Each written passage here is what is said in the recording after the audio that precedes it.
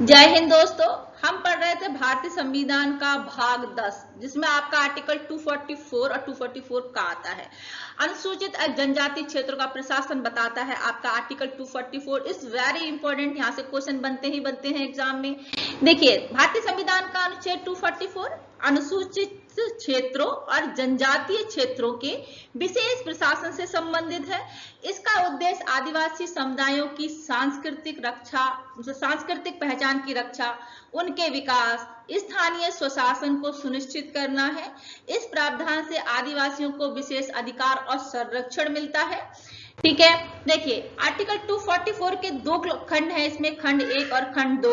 ठीक है, खंड 1 में क्या है, देखिए खंड 1 के अनुसार 5वीं अनुसूची की जो व्यवस्थाएं हैं, 5वीं अनुसूची हमने पढ़ी थी जिसमें क्या है, अनुसूचित क्षेत्रों और अनुसूचित जनजातियों के प्रशासन नियंत्रण के बारे में उपबंध दिए गए हैं आपकी 5वीं अनुसूची में।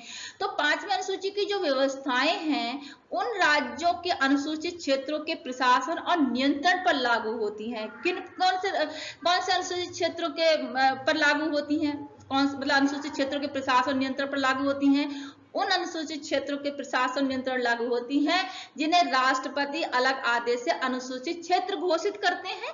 राष्ट्रपति किसी भी क्षेत्र का अनुसूचित क्षेत्र घोषित कर सकते हैं। तो 5वीं अनुसूची के प्रावधान क्या आते हैं, निर्वाचन हो गया।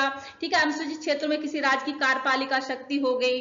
अनुसूचित क्षेत्रों के प्रशासन के संबंध में राष्ट्रपति को राज्यपाल द्वारा प्रतिवेदन, तो अलग से व्यवस्थाएं दी गई हैं। तो इसमें स्पष्ट कर दिया गया है कि 5वीं अनुसूची के प्रावधान कहाँ लागू होंगे, अनुसूचित क्षेत्रों में लागू होंगे जो अनुसूचित क्षेत्र घोषित करते हैं राष्ट्रपति जी।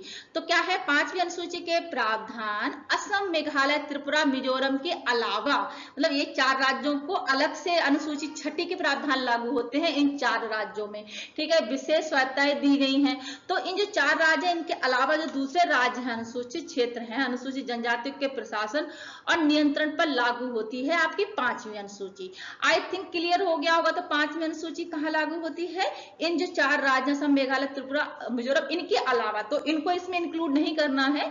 ठीक है, इनके अलावा जो दूसरे राज्य हैं, मतलब अनुसूचित क्षेत्र दूसरे राज्यों में, वहां पे 5वीं अनुसूची के प्रावधान लागू होते हैं। ठीक है, खंड 2 में क्या है, 6ठी अनुसूची की जो व्यवस्थाएं हैं असम, मेघालय, त्रिपुरा, मिजोरम के जनजातीय बहुल क्षेत्रों पर लागू होती हैं। तो 6ठी अनुसूची जो है विशेषतर इन्हीं 4 राज्यों के लिए बनी है। तो 6ठी अनुसूची की व्यवस्था असम, मेघालय, त्रिपुरा, मिजोरम AMTM करके याद रखिएगा, जनजातीय बहुल क्षेत्रों पर लागू होती हैं। दूसरे शब्दों में अगर कहें तो आर्टिकल 244 का क्लॉज 1, 244 खंड 1 में पूर्वोत्तर 4 राज्यों को छोड़कर बाकी राज्यों के अनुसूचित क्षेत्रों पर 5वीं अनुसूची लागू होती है, जबकि आर्टिकल 244 का क्लॉज 2 मतलब खंड 2 में उन 4 राज्यों के निर्दिष्ट जनजातीय क्षेत्रों पर 6ठी अनुसूची लागू होती है। आई थिंक बहुत ज्यादा अच्छे से क्लियर हो गया होगा। ठीक है जी, तो देखिए अनुसूचियों में अंतर हम देख लेते हैं। देखिए ये देश की 5वीं अनुसूची अनुसूचित क्षेत्रों पर जो लागू होती है, ये देश के विभिन्न राज्यों में आदिवासी बहुल क्षेत्रों के लिए है। और भी राज्य हैं वहां पे आदिवासी बहुल क्षेत्र हैं, वहां 5वीं अनुसूची की व्यवस्थाएं लागू होती हैं।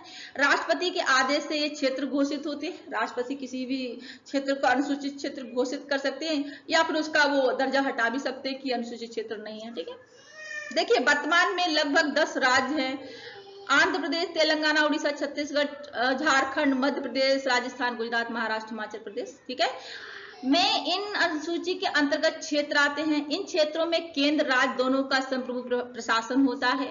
राज्य सरकार संबंधित विभागों के माध्यम से चलती है। राज्यपाल उस क्षेत्र के प्रशासन की जिम्मेदारी लेते हैं। 5वीं अनुसूची में भूमि व्यवहार, ऋण विनियमन आदि पर विशेष अधिकार देकर आदिवासियों की सुरक्षा सुनिश्चित की गई है। ठीक है जी, देखिए यहाँ पे जनजातीय सलाहकार परिषद की स्थापना की जाती है ताकि वो क्या है, आदिवासियों को स्थानीय आदिवासियों की सलाह लेकर क्या है, विकास के मार्गदर्शन के लिए काम किया जाता है जनजातीय सलाहकार समिति के माध्यम से। तो यहाँ पे क्या होता है, जनजातीय सलाहकार परिषद की स्थापना भी होती है। ठीक है जी, आया समझ में? देखिए, अगर छठी अनुसूची की हम बात करें जो आपके जनजातीय क्षेत्रों पर लागू होती है, असम, मेघालय, त्रिपुरा, मिजोरम पर लागू होती है, ये खास तौर पर पूर्वोत्तर के असम, मेघालय, त्रिपुरा, मिजोरम के अनुसूचित जनजाति क्षेत्रों के लिए है। इन क्षेत्रों में स्वायत्त जिला परिषदें और क्षेत्रीय परिषदें गठित होती हैं। इन परिषदों के सदस्यों का निर्वाचन स्थानीय आदिवासी करते हैं और उन्हें व्यापक स्वशासन प्राप्त होता है। वे भूमि, वन, शिक्षा, स्वास्थ्य, संस्कृति, कृषि आदि जैसे स्थानीय मामलों पर कानून बना सकते हैं।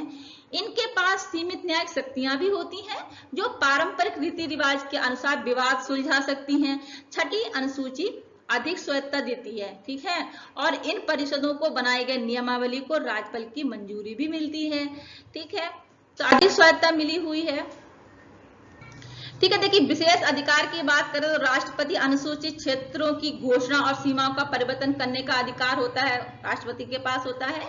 राष्ट्रपति आदेश से कोई भी अनुसूचित किसी भी क्षेत्र को अनुसूचित क्षेत्र घोषित कर सकते हैं या फिर हटा सकते हैं, जैसे मैंने आपको बताया स्टार्टिंग में। राज्यपाल की देखिए शक्ति क्या है, प्रत्येक अनुसूचित क्षेत्र वाले राज्य का प्रशासन प्रमुख कौन होते हैं, राज्यपाल होते हैं, ठीक है जी। राज्यपाल को हर वर्ष या आवश्यकता अनुसार अनुसूचित क्षेत्रों के प्रशासन पर राष्ट्रपति को रिपोर्ट देनी होती है, तो राष्ट्रपति को रिपोर्ट सौंपते हैं, ठीक है। नियम बनाने की शक्ति की अगर बात करें तो कि 5वीं अनुसूची के तहत राज्यपाल को अनुसूचित क्षेत्रों में शांति कल्याण बनाए रखने हेतु नियम बनाने का विशेष अधिकार है। उदाहरण के लिए जैसे कि राज्यपाल भूमि हस्तांतरण को रोक या सीमित कर सकता है, आदिवासियों को भूमि आवंटित करने के नियम बना सकते हैं राज्यपाल, तथा अनुसूचित जनजातियों को ऋण देने वाले लेनदार पर नियंत्रण रख सकते हैं। जो भी नियम बनेंगे उन्हें राष्ट्रपति की स्वीकृति से ही लागू किया जाएगा, ठीक है। तो जो भी नियम लागू होंगे राष्ट्रपति की स्वीकृति आवश्यक है, इतना ध्यान रखिएगा, ठीक है। तो विशेष अधिकार, राष्ट्रपति का अधिकार आपको समझ में आए क्या है, किसी भी क्षेत्र को अनुसूचित क्षेत्र घोषित कर सकते हैं, ठीक है। राज्यपाल के अधिकार समझ में आए आपको क्या है, ठीक है। रिपोर्ट सौंपते हैं ये, ठीक है, उनका प्रशासन संभालते हैं, ठीक है। राज्यपाल प्रमुख होते हैं लेकिन उनको रिपोर्ट राष्ट्रपति को सौंपनी होती है, और कोई नियम बनाएंगे तो भी राष्ट्रपति की स्वीकृति उनको चाहिए होगी।